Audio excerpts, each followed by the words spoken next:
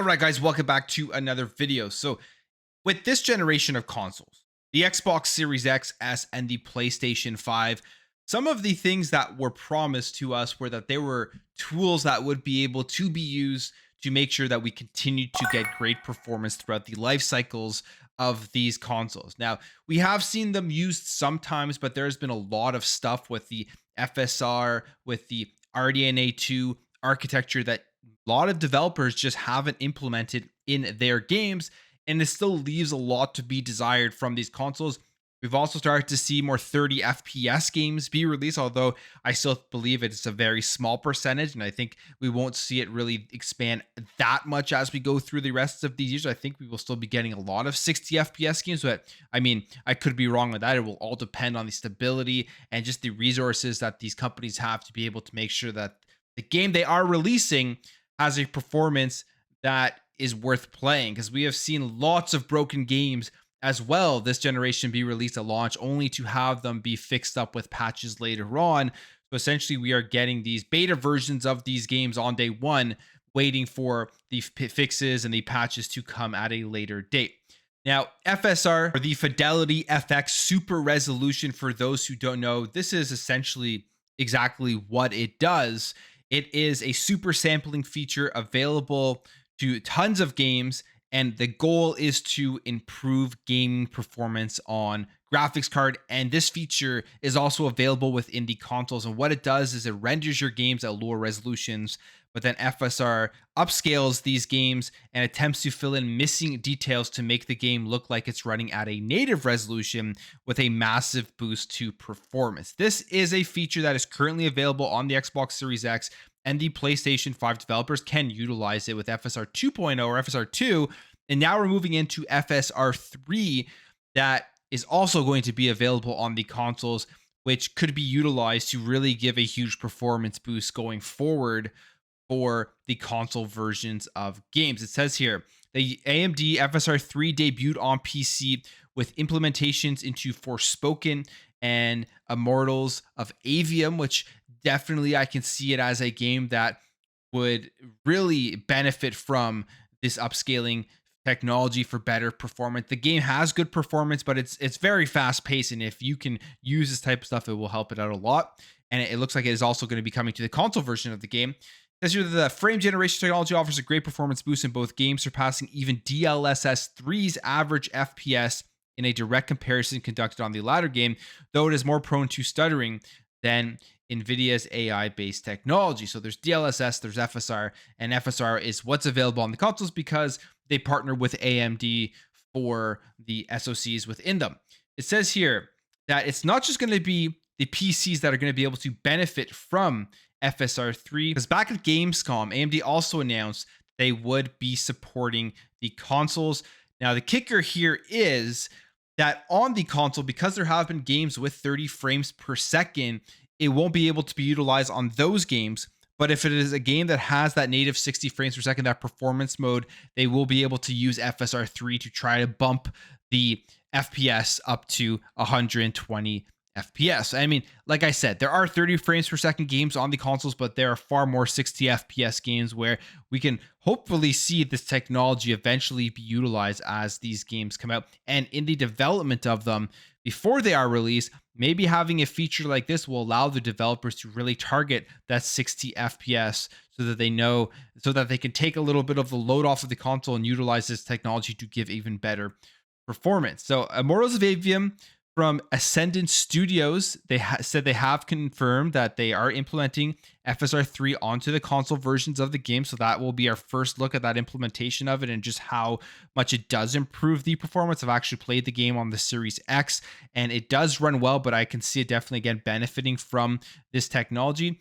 Now, what is interesting here is that yes, they could be implemented on both the PlayStation 5 and the Xbox Series X. However, they are saying here that the Series X and the Series S, the Xbox, will have an advantage over the PlayStation because of the way that the console is made up with DX12. It says a technical caveat might be an extra obstacle to AMD FSR 3 implementation on the PlayStation 5. FSR 3 uses a DX12 based replacement swap chain that handles the optical flow and frame generation workloads asynchronously. And they say, as explained in the GPU open blog post, Unreal Engine 5 plugin does offer an alternative option for non-Windows platforms, but it does not work asynchronously and will therefore offer inferior performance.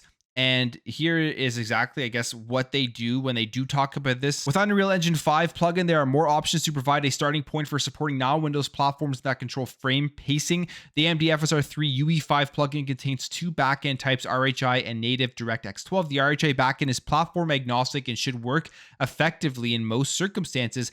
However, it does not support asynchronous execution of the AMD FSR3 compute workloads. So these jobs are serialized with an associated performance cost. Additionally, frame pacing is handled by Unreal's underlying presentation framework.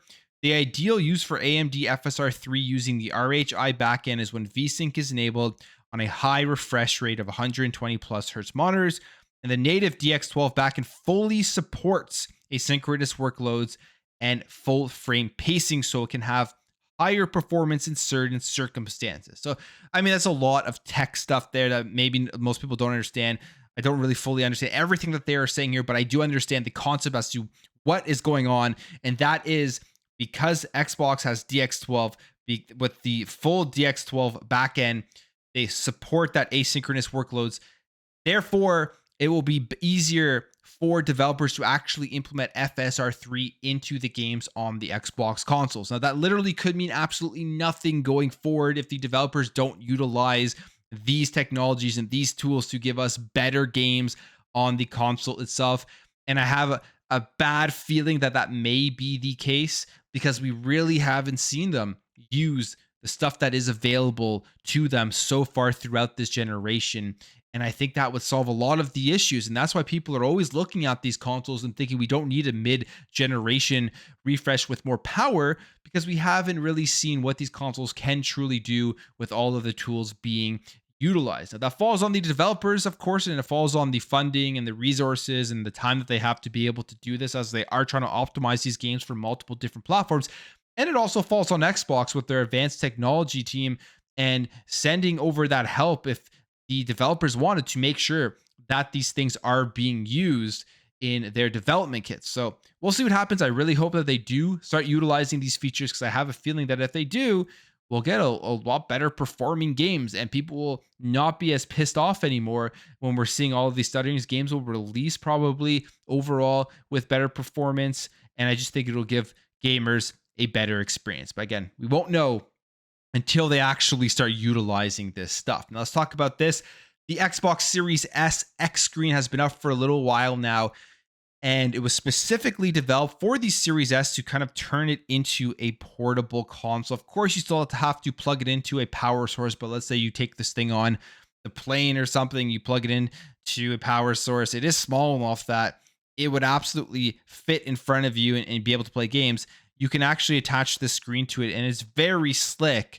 Again, because of the design and the size of this Xbox Series S. You do see a picture of it here, and now it is actually an official Xbox device. Essentially, it is in the designed for Xbox devices that they will be able to sell. Now, the Design for Xbox is a program where Xbox allows third-party companies to work with the Xbox engineers to create products that enhance the quality of life and overall gaming experience. So it's essentially just a piece of hardware that you can add to your Xbox that you know 100% will work and actually add something to your overall experience. And it's now in the program, which is a big success story, because UpSpec's X screen here started actually off as a Kickstarter, and it's done so well. And really, I've seen pictures of it, people using it everywhere, all over social media, that it is now a part of that program. So I guess if you're looking for the knockoff handheld / portable console of the Xbox that they haven't actually released, a true portable console, you could kind of use this as something to bring with you on the go, on your trips, and all of that type of stuff. Now, Final Fantasy XIV, as we know, that was a major announcement at the Final Fantasy Fest, where Phil Spencer came out onto the stage with Square Enix and announced that Final Fantasy XIV will finally be making its way over to the Xbox platform, also saying that they are going to continue to work with Square Enix to bring more games over to the platform, all the ones that they can bring, which in my mind means all the ones that aren't already paid off, probably by PlayStation or anybody else out there. And Final Fantasy 14 is coming over, and now we kind of know when to expect that open beta, as they gave us a little bit of a hint. It's not an official date, but we have a timeline here as to when we can expect it. It says that the Series X and S open beta for Final Fantasy 14 will begin during Endwalker's patch 6.5 cycle. And what does that mean? Well, the new patch cycle is set to begin on October 3rd, 2023. And that cycle can last for some time, going all the way into 2024, as we did hear that the Xbox versions will be setting to release in the spring of 2024. But it does mean that an open beta will be coming to the platform sometime between 6.5 and 6.55 patches. And so in the next couple of months, you can assume the Final Fantasy 14's beta will be coming onto the Xbox platform. It says the most important piece of info for Xbox fans is that the website has stated that the patch 6.5 X series will feature an open beta test for the upcoming Xbox Series X and Xbox Series S versions of Final Fantasy 14. And no specific date for the open beta has been given, but Square Enix has confirmed it will launch during patch 6.5 X's timeline. So expected to drop in the upcoming months between 6.5 and 6.55. So upcoming months, October, November, December, January. Probably in that time frame, you're going to be able to go in there and play this game and see what it's like on the Xbox console. Somebody who played through a ton of this on PC couple of years ago. I'm actually very excited that I may jump back in, bring my character in and stuff, and just go through this game on Xbox. And hopefully there'll be achievements and maybe some extras in there on the Xbox version. Now, what you're going to be getting with this Xbox version, which is why it's a somewhat of an upgrade versus if you played it, I don't know, maybe on the PlayStation 4 or something, is that there will be faster load times compared to the PlayStation and PC versions, which is great, and 4K resolution exclusively on the Xbox Series X. So two things that will improve the experience of the game. I'm looking forward to it. I'm looking forward to see how it takes off on the Xbox platform. Are people really interested in this? Will they be playing it? And just how it runs and how it looks in 4K on the Xbox Series X. Now, let's end off and let's talk about this here, because there is something really going on with the Knights of the Old Republic remake. As we know, this was announced in 2021. Obviously, the game wasn't going to be coming out for multiple years. It was just one of those splash screens, and with Darth Revan coming out and saying Knights of the Old Republic remake, one of my favorite games. I absolutely loved that game. It was one of my first real RPGs on the original Xbox that made me fall in love with the genre. So it holds a special place in my heart. And when it came out and it was announced as a timed exclusive, that was kind of annoying, but I was just happy to see that the remake was coming out. Now, then they went ahead and they announced the people working on it that I was not a fan of. They went ahead and announced Aspyr was going to be the team developing it. And that kind of got my red flags up a little bit as well. Then there was the whole debacle where the game got delayed indefinitely. The Aspyr team was essentially taken off of it, or there's some people that left. It says that Aspyr Media fired the game's design director, Brad Prince, and art director, Jason Minor.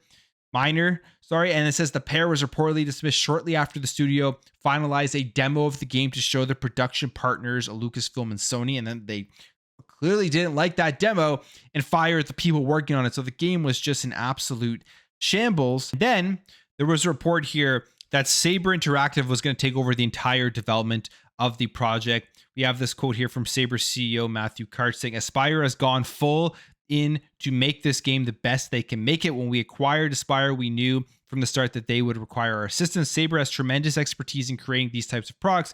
We've done it on Halo, on multiple Halo products, so we've been spending a lot of time working with them to bring this title over. And now we're here, where the game has been essentially deleted off of their original showcase where they did show the game. It got delisted, or the original trailer actually got delisted off of YouTube. And people are wondering, does this mean that the game has been completely canceled, because we haven't really heard anything since these reports here. The game obviously was not in a good place. And then we see this where they're deleting that original reveal trailer, and people are wondering if the game has actually been canceled. And Sony did respond.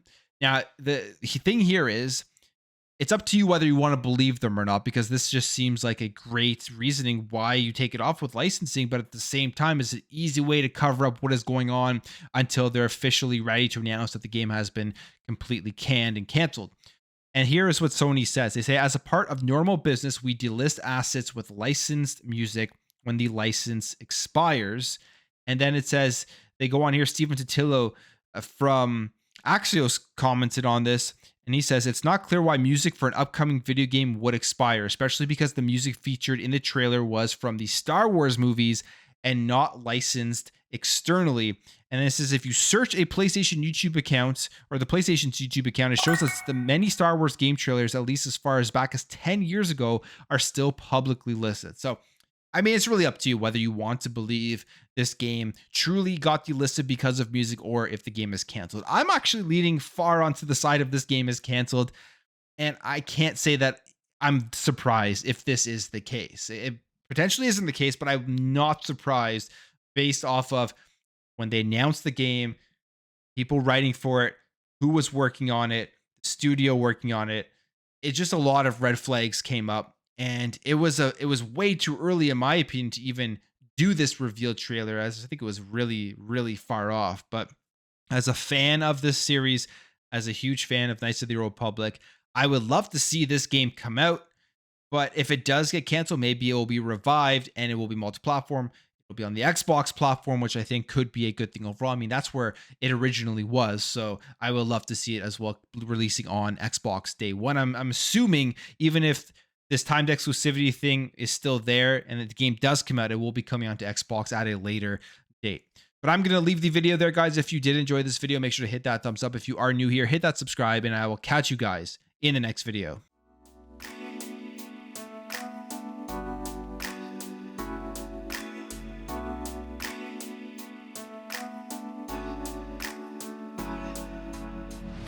Bye.